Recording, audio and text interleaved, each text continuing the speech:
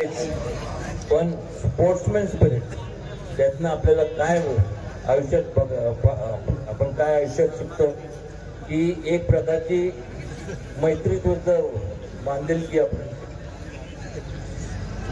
जे जिंकले ते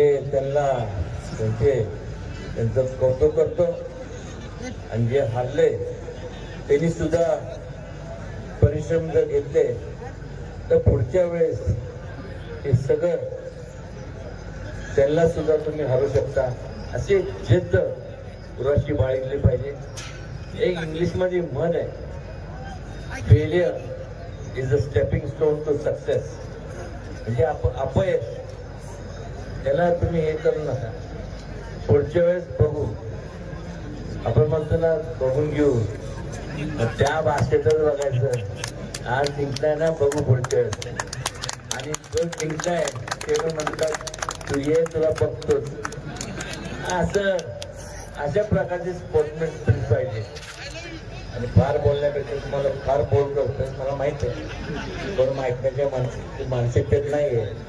सगळ्यांना त्यांचे प्राईज पाहिजे आणि म्हणायचं की बस झालं, वेळ भरपूर झालाय, त्याला आम्हाला जाऊन दे घरी. ते काय. पण याच ठिकाणी मी विचार करतो येताना की समजा एक लावणी असते,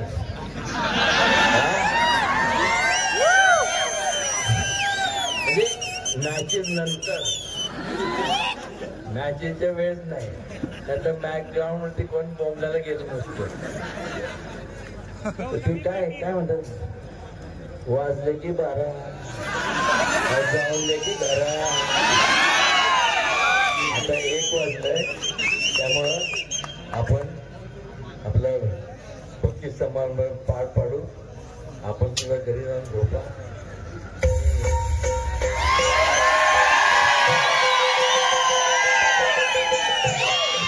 आणि आपल्या सगळ्यांना मनापासून शुभेच्छा.